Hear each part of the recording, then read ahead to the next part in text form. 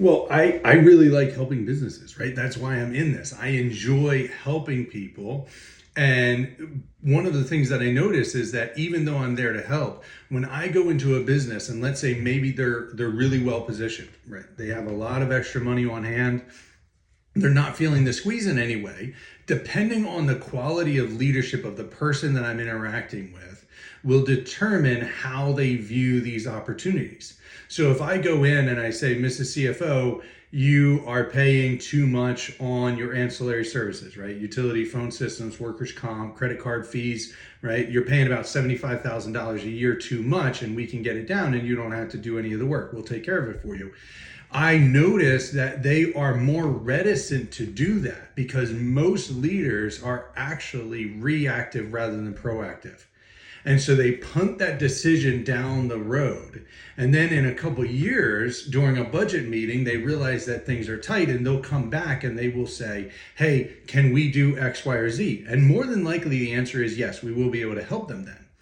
But just imagine how much farther ahead they would be if they had done that. Let's use the $75,000 a year example. If we had saved them $75,000 a year just on one of our products for 2 years, that $150,000 would have been able to be invested into something that would be growing the business and probably would have prevented them from getting into the situation they're in now if they used it correctly, right?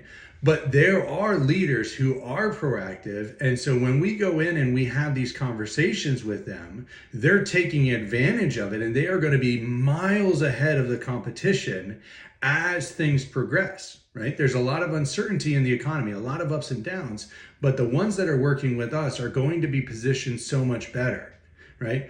Whether it's our shipping solution where our folks are paying a fraction of the price that everybody else is and has more options, right?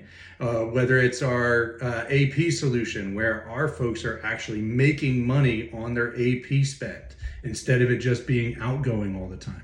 Or as I just mentioned, our ancillary solutions where everybody else is getting notices from their utility provider, their phone system provider, their workers' comp, their credit card merchant services, right? That, oh, we're going to add this, we're going to add this, we're going to add this. Whereas our folks are already saving money and that gap between what everybody else is spending and what they're spending just continues to grow.